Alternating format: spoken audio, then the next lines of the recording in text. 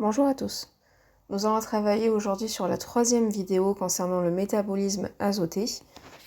Donc on avait déjà travaillé sur tout ce qui était le commencement du processus d'élimination du groupement azoté qui était fortement toxique. Donc on l'avait représenté grâce à ce schéma bilan. Donc pour rappel, on s'était fortement intéressé à la molécule de glutamine qui permet de transporter le groupement azoté de façon totalement sécuritaire, notamment via la circulation sanguine. Cette glutamine va ensuite se retrouver dans les cellules hépatiques, dans le foie, ou dans les cellules rénales, dans les reins.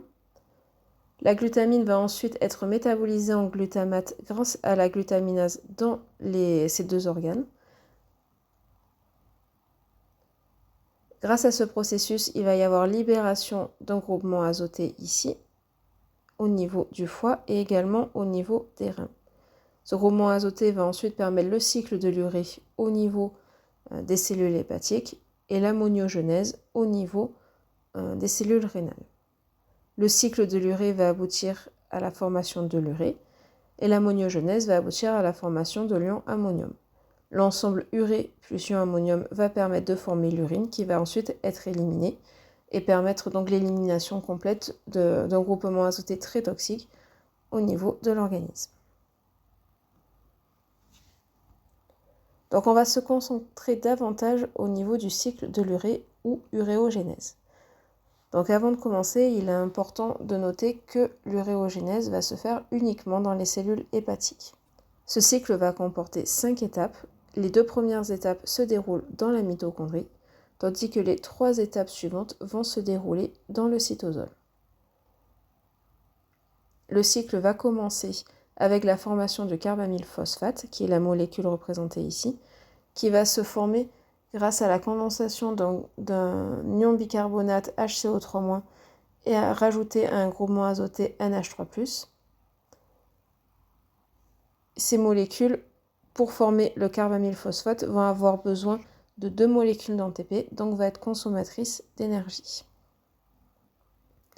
Le carbamylphosphate ensuite va rejoindre le cycle de l'urée en s'associant à l'ornithine, mais pour avoir un peu plus de détails, on va regarder le schéma suivant où on a toutes les formules chimiques qui sont représentées.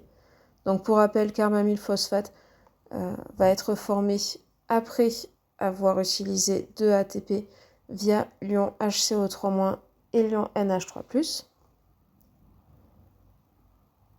Donc le carbamylphosphate va ensuite s'associer à l'ornithine que l'on retrouve ici, qui est la première molécule du cycle que l'on va étudier. Donc cette association va se faire grâce à l'ornithine carbamyltransférase. Et on voit ici les groupements du carbamylphosphate qui vont se retrouver à cet endroit-là. Et donc l'association du carbamylphosphate et de l'ornithine permet de former la citruline, qui est la deuxième molécule importante du cycle. Toutes ces étapes vont se réaliser dans la mitochondrie. Une fois que la citruline est formée, elle va quitter la mitochondrie et va rejoindre le cytosol. Pour quitter la mitochondrie, elle utilise un système d'antiports. Ce système fonctionne de la façon suivante. Pour que l'ornithine puisse rentrer dans la mitochondrie et permettre la réalisation du cycle, il faut que la citruline quitte la mitochondrie et rejoigne le cytosol. Donc l'ornithine ne va pouvoir rentrer que lorsque la citruline sera sortie. Donc une fois que la citruline a quitté la mitochondrie via ce système d'antiports, on va avoir ensuite ajout d'une molécule d'aspartate ou acide aspartique. Cela va entraîner la formation d'une molécule appelée l'arginosuccinate ou acide arginosuccinique et nécessite l'utilisation d'une enzyme appelée l'arginosuccinate synthétase. Donc la citruline associée à l'acide aspartique va former l'arginosuccinate et cette formation va entraîner la consommation d'une molécule d'ATP. L'arginosuccinate va ensuite subir l'action de l'arginosuccinate lyase, ce qui entraîne la formation de l'arginine que l'on retrouve ici, et la libération d'une molécule appelée le fumarate. Donc le fumarate est une molécule qui va être très importante, notamment pour le cycle de Krebs, que l'on verra un peu plus tard. L'arginine va ensuite recevoir une molécule d'eau et va permettre via l'arginase de libérer une molécule d'urée, puis de reformer l'ornithine afin de renouveler le cycle de l'urée.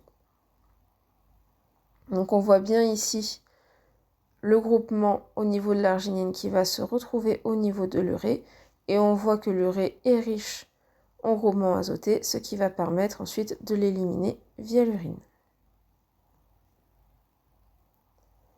Donc ce qui est important de retenir au niveau du cycle de l'urée, c'est qu'il y a 5 étapes. Les 2 premières vont se dérouler dans la mitochondrie, les 3 autres dans le cytosol. Donc je rappelle, le cycle de l'urée a lieu uniquement dans les cellules hépatiques. On va avoir 3 molécules d'ATP qui vont être utilisées, notamment 2 au tout début du cycle pour la formation du carbamylphosphate. On va avoir 4 molécules dans le site qui vont être importantes de retenir, l'ornithine, la citrulline, l'arginosuccinate et l'arginine. 2 molécules vont être intégrées à ce site, la carbamylphosphate au tout début et l'aspartate ensuite au niveau du cytosol. Et 2 molécules vont être rejetées, le fumarate qui va rejoindre le cycle de Krebs et l'urée qui va être ensuite éliminé via l'urine. Maintenant, on va quitter le foie, on va se retrouver au niveau des cellules rénales où va avoir lieu l'ammoniogénèse.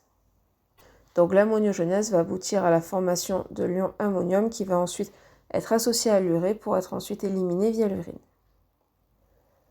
Donc pour rappel, la glutamine qui a été transportée via le sang va ensuite être métabolisée grâce à la glutaminase et former le glutamate. Lorsqu'on a eu formation du glutamate, on va avoir libération de 2NH4 qui va ensuite rejoindre la lumière tubulaire.